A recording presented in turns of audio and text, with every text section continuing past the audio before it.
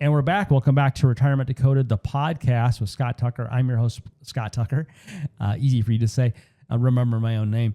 And a Senior Associate Advisor at Scott Tucker Solutions, Inc. is Max Wren. Say hello, Max Wren. Hello, Max Wren. And Max, we have a question today from Michelle in Glenview. Now, Max, Glenview, as you know, North Chicago suburb, it's another one of the towns where I play ice hockey. You play hockey everywhere. Well, yeah, I guess as far as the games, it's Glenview and Northbrook, and the practices are Skokie and Evanston. So there you go. The north side of Chicago is pretty hockey rich. Sounds like it, yeah. So those of you that don't live in Chicagoland, there's money all over Chicago, but the north suburbs tend to be sort of affluent and tend to have a bigger interest in hockey.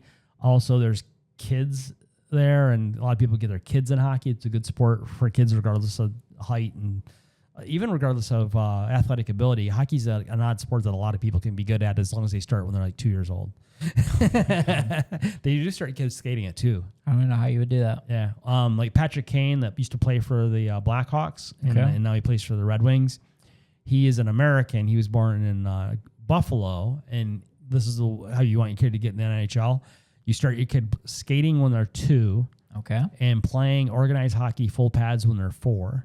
Okay. And then when they get to be a certain age, at 12 years old, you start checking because it's like no contact, soft contact before then. 12 years of age, you start checking. And a lot of people, if they're really psycho about hockey, a lot of people when their kid's like 14 or so, they send them away. To a higher level hockey program like Little Caesars in Detroit. Yeah. Or I worked with one guy where he sent his kids to it was like a boarding school. Yeah. It was like, they were there for hockey though. Yeah, they have hockey boarding schools. Yeah, he was on the East Coast. Yeah. They have them all across.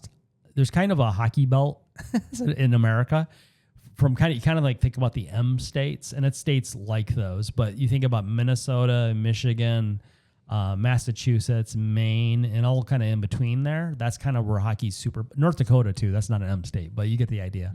Like, yeah, I guess so I could say North Dakota through Maine. There's kind of a belt there where there's hockey super popular, and there are certain places where there's certain good programs.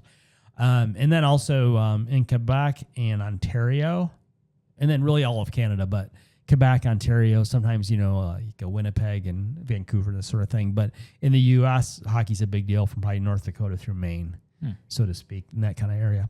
So I started when I was 7, so I'm not near as good as I've mentioned. If I had been on skates when I was 2, it was 5 years. Yeah, well, I only learned to skate when I was 7, and it was like that's a late bloomer right there. Michelle in Glenview, home of the what do they call it, the Glenview Community Ice Center or something like that. I just put it in the GPS. I forget what they call it. Michelle in Glenview says, Max, what happens if the market crashes right after I retire? Am I in trouble? ? What do you think, Max? Yeah, depending on how you're invested, you might be. Well, we're seeing a lot of folks come to us and they say, I'm getting ready to retire, or I'm going to retire in 10 years. This is what they ought to do is I'm going to retire in 10 years. That's when you ought to see us. Yeah. Or I'm going to retire in 5 years. That's when you ought to see us. We get people coming to see us and they say, I'm retiring in 2 months, which is still better than not. It's still better to talk to us then than not. But man, where were you 10 years ago? Yeah, we just started working with a lady where she started engaging with us as she was retiring. So she's like, yeah, I'm retiring in 2 weeks, and now I'm looking for a financial advisor. I'm like, wow, didn't you want to make sure you could retire first before you did that? Are you thinking of the nice lady who's just referred to us by an existing client? Yeah. Okay. Yeah. So we first met her months ago, 5-6 months ago. Yeah, November. Yeah. Yep. So she was referred to us then. She even came to a client event. We had a client dinner that we do every November. And she came to that dinner, and it was like a non-financial. We had a comedian come in who did it was a big steakhouse dinner for like 75 people or something like that. It's just something we like to do. And her friends, like, these guys are great. You really ought to meet with them. And And now she's just finally come along very recently. Mm-hmm. And then we wanted to we did a meeting where she became a client, and we wanted to do an investments meeting where we start, okay, now we need to see Now that the money's with Schwab or Fidelity, that kind of we use third party custodians, Schwab and Fidelity. And once the money's on board with Schwab or Fidelity, it's our job to put it to work best for you, but we need your involvement. And then she, I remember her saying that she wanted to wait until after her last day of work plus whatever. Yeah. And there would be a certain set date in the future that she wanted to have the meeting on, but it was way out there. Yeah. And I'm thinking, well, the money's not doing anything. It's just you got cash here. Yeah. A lot of people, as you know, Scott, they're very keeping your head in the sand is something they wanted to keep doing. So, but what a lot of people don't realize is that the risk of cash when we have retail inflation again well above 3%, and it's not the end of the world, I guess, if the money sits in cash for a month, but it really doesn't make me happy because we don't have any opportunity to improve your situation really. This is not the horrible thing, I guess, if it's a month, but say if you had just 3% inflation over 24 years, the spending power of your cash gets cut in half. So we're always thinking about inflation, even if it's just for a month, or the opportunity cost. Yeah. What if there was something we could do with the money that's not terribly risky at all, but if we had the opportunity to grow the money even a little bit, but if it's sitting in cash, we really can't do much. Yeah. I mean, think about it like this, folks. So the dollar has lost about 1/4 of its buying power since COVID, and we've seen the stock market double since then too. So just kind of think about that a little bit. We sit with a lot of people where they're sitting in cash and they think that's something that's helping them, right? I was going to say we can't guarantee the stock market goes up, and compliance might not like this statement. We can't guarantee that the stock market goes up. We can darn near guarantee the dollar goes down. Not the dollar goes down. I mean the spending power. That the inflation keeps going. Yeah. Right. Okay. So that's a better way to say it. Because I'm not predicting the dollar is falling or worthless or anything. For all the hype on the radio or TV about the dollar and you could buy gold and all this stuff. Don't do that either, guys. Yeah. For all that hype, the dollar really is still the world currency. It's not going anywhere. Most world oil transactions are performed in gold. Gold, or not gold, in dollar. Yep. Max looked at me funny. Most world oil transactions. 1976. Most world oil sales are still conducted in the U.S. dollar, and all of the oil is traded on the exchanges and the options markets and all that in dollars.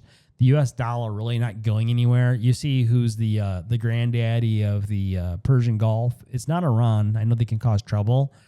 The U.S. Navy, the U.S. Air Force, the United States, who's really making sure that it's to some level that oil continues to get delivered to the rest of the world. And like this war in Iran didn't really put the squeeze on America so much. It did cause an increase in fuel costs and inflation in the United States. Yep. But really who's in trouble are the Europeans. They're in the biggest trouble for oil supply. They're talking about maybe this summer having the effect where there's rationing of fuel in Europe or canceled flights or dramatically higher fares. Yeah.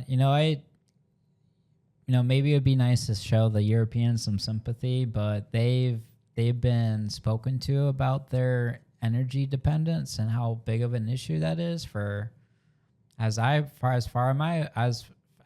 as I am aware, for over 2 decades, and they still haven't done next to anything to fix their problem. So,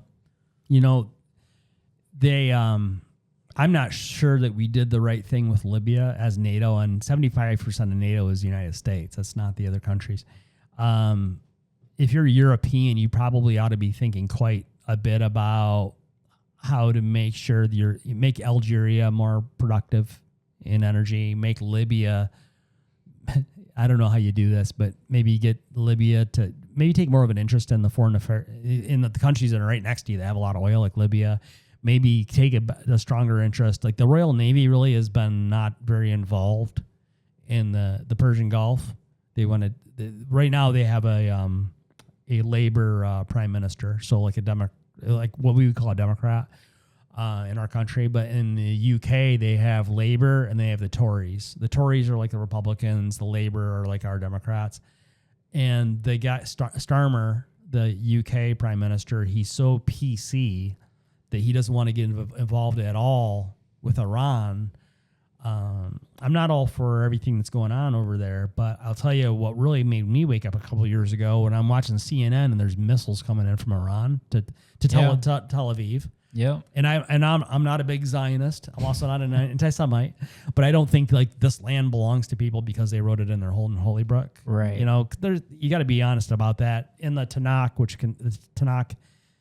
which Christians would call the Old Testament, the Tanakh contains the Torah as one of its books, but in the Tanakh, the Jews wrote in there that that they're the chosen people and that Israel is their land.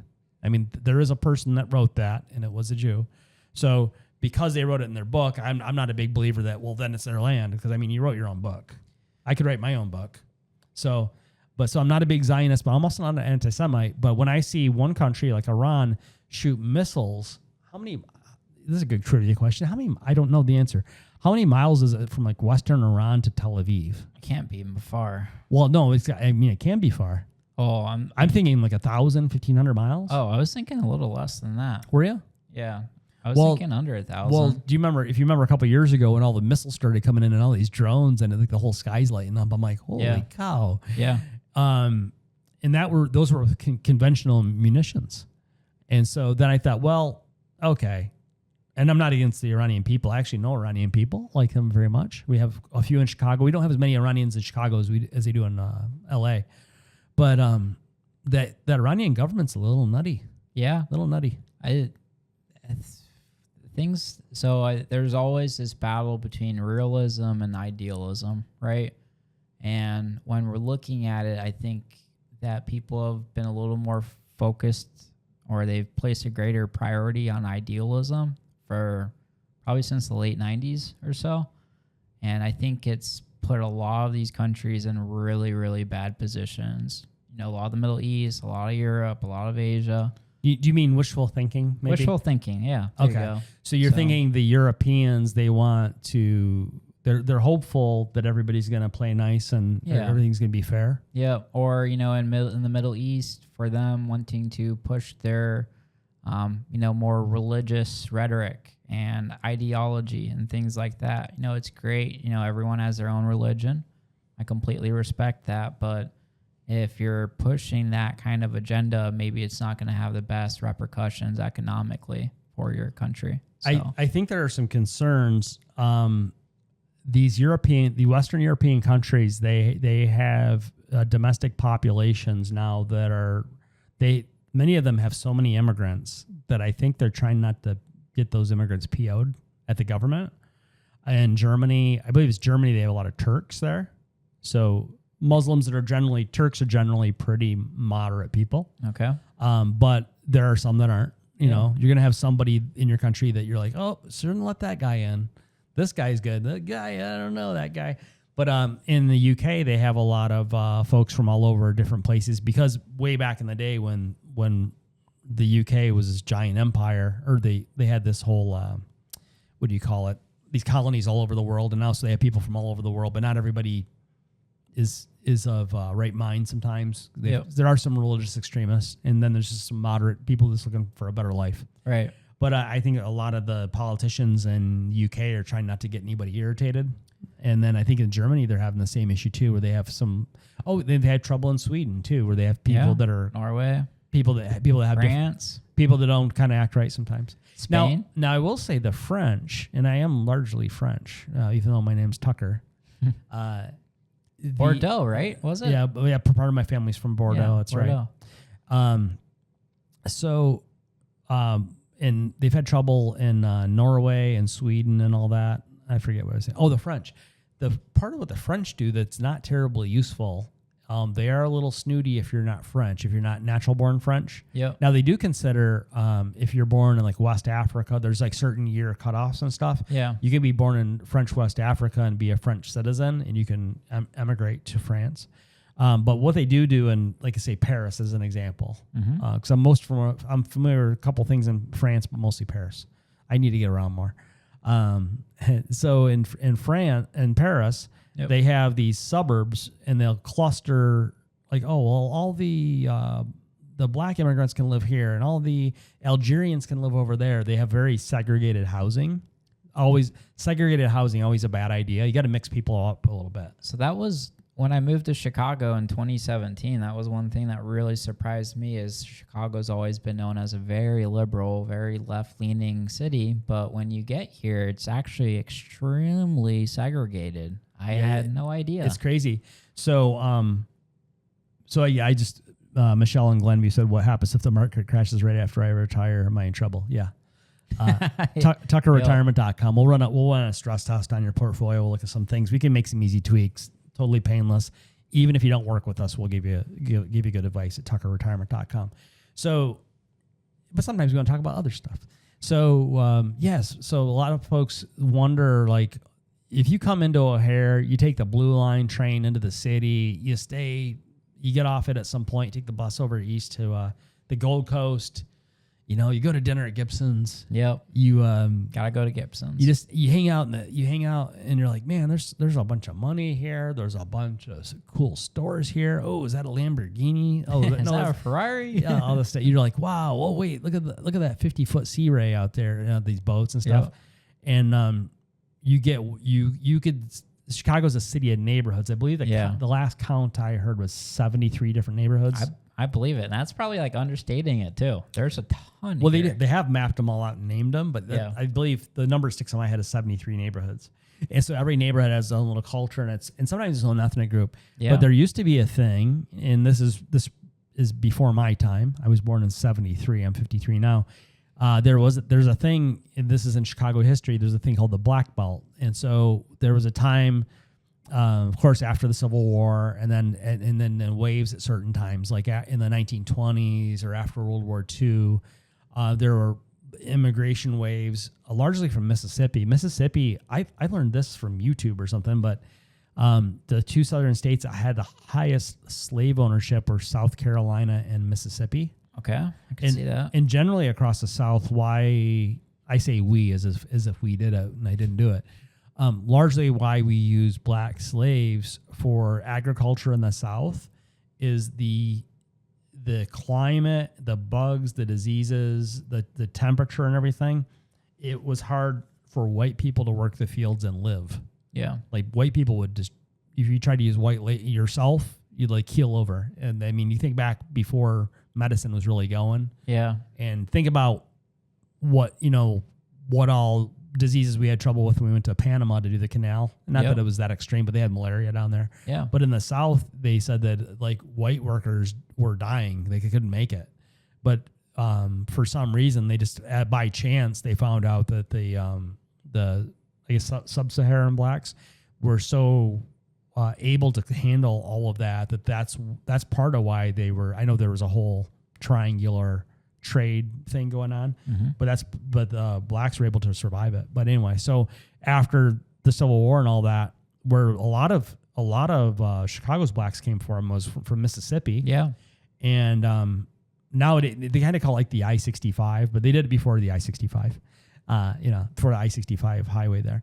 But when blacks first moved to Chicago, they were, of course, discriminated against pretty harshly back then. Yeah, wasn't fun. No, you think about like 1870, 1925, 1935, 1945, 1950.